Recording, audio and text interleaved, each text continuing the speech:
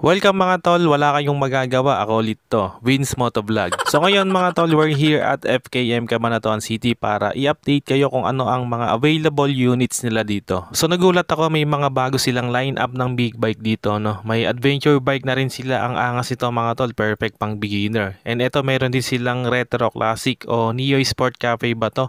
Ang angas din nito mga tol, pang beginner. Expressway legal na rin tong mga to dahil 500cc na to kung di ako nagkakamali. Actually meron na silang naunang nirelease na expressway legal dati, no, yung Slick 400 at yung Falcon 400. Before anything else mga tol, pag nag-acquire kayo ng any units, may freebie sila, no. So meron silang top box and helmet. So SEC brand yan. So mamimili ka kung alin sa dalawa ang gusto mo. And then may riding jersey din from FKM syempre. And sa unang tatlong PMS libre na, including yung motor oil na gagamitin. Tapos 3 years na rin yung LTO registration. So talagang sulit na sulit pag bumili ka ng FKM motorcycles.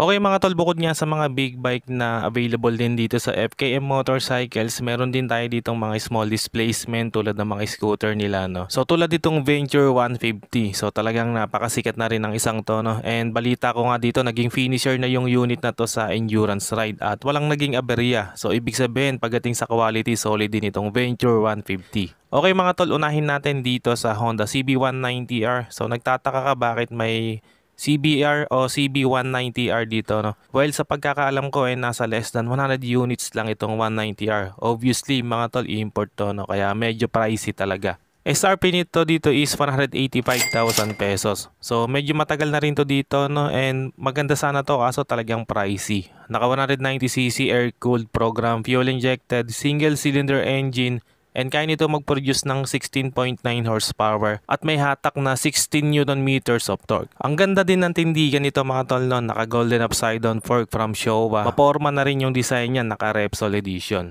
Next naman natin itong FKM Victorino 250. So natatangi din ang isang to dahil kahit 250cc lang naka V-twin ang makina. Very premium din ang classic looks niya mga tol. At sigurado ako salbahe ang sound nito. At itong Victorino 250 ang pinakamurang V-twin na mabibili mo sa Philippine market. Gumagamit ito ng 249cc air-cooled V-twin fuel-injected engine na may lakas na 18.1 horsepower at hatak na 16 Newton meter of torque. SRP naman ito is 158,000 pesos. Dito naman tayo sa isa sa expressway legal na unit ng FKM, ang Falcon 400. So street bike yung styling nito mga tol. Ang lakas din ng dating ng trails frame nito. Pagdating sa makina, naka 400cc liquid cooled, double overhead cam 8 valve twin cylinder engine na may lakas na 38.22 horsepower at max torque na 35 Newton meters. SRP naman nito is 208,000 pesos. So next natin mga tol, itong isa sa mga bagong unit ng FKM, ano. So ito nga yung FKM Express 500SC. Obviously mga tol, scrambler type ang isang to, and I think perfect din itong pang beginner na big bike, ano. Naka 500cc liquid cooled 8 valve parallel twin cylinder engine na may lakas na 36.9 horsepower at 8,500 rpm at max torque na 43 Newton meter at 6,750 rpm. Maganda din yung tindigan, naka upside down fork, tapos sa front brake single disc lang pero equipped ng ABS or anti-lock brake system. So dual channel na yan. So ganito ang itsura ng headlight niya, napaka premium din ng styling. Pagdating sa presyo mga tol, SRP nito 278,000 pesos. Very affordable for its category. And naka-promo siya mga tol, limited time offer lang for this month of September. Pag nag-avail kayo, meron kayong 10,000 pesos worth of cash discount. And syempre plus freebies. Dito naman yung isang variant niya, ito naman ang Express 500 Racer. Same engine lang ng Express 500 SC. Sa styling lang sila nagkaiba, no? Yung SC is yung Scrambler and ito naman ay yung Cafe Racer. So kung gusto mo nang may angas sa Scrambler ka din, kung elegant looks dito ka sa Cafe Racer. Gusto ko yung color nito na glossy black.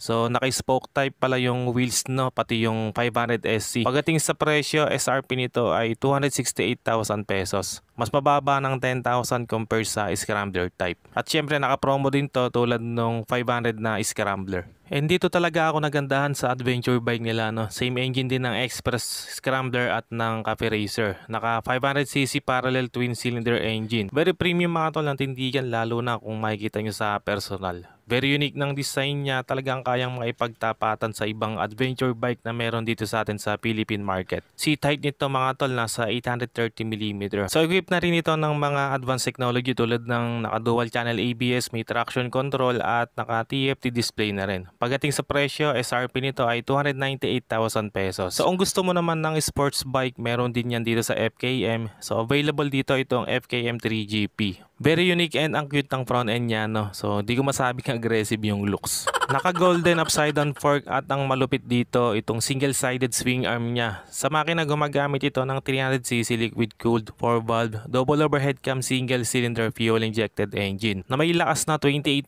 horsepower at 8,750 rpm at max torque na 25.3 Nm at 7,250 rpm. Other features, naka dual channel ABS na rin to. Pagdating sa presyo, SRP nito ay 168,000 pesos. And sa mga naghahanap ng classic scoot, meron na rin silang classic scooter dito. And medyo bulky yung mga classic scoot nila, no? So meron tayo ditong Space 150, isa rin to sa mga bago nila. Maganda din ang color combination, dark yung pagka green with yellow sa leg shield at sa cover ng makina sa ilalim ng upuan. Sa makina gumagamit ng 150cc air-cooled EFI engine. Meron itong max power output na 11.5 horsepower at 12.2 Nm of torque. Fuel tank medyo malaki, meron itong 6 liters capacity. Pagdating sa presyo, SRP nito ay 78,000 pesos. Dito naman meron tayong Juke 150, another classic scooter. Same engine specs sa Space 150 na. So may pagkakaiba naman sa body design tulad ng headlight. Dito sa Space round yung shape. Dito naman sa Juke 150 hexagon yung shape, ano. So very classic. Very premium din ang style and maganda din yung color combination nito. White and parang yellow-green. Pagdating sa presyo, ang SRP nito ay 86,000 pesos. Next naman mga tol, meron tayo ditong Venture 150 Ultimate. So ito yung may front and rear camera, no? Napaka high-tech na. And naka-TFT display na din, may dual channel ABS at naka-smart key system. LED na rin lahat ng ilaw. And pagdating sa makina, gumagamit ito ng 150cc liquid cooled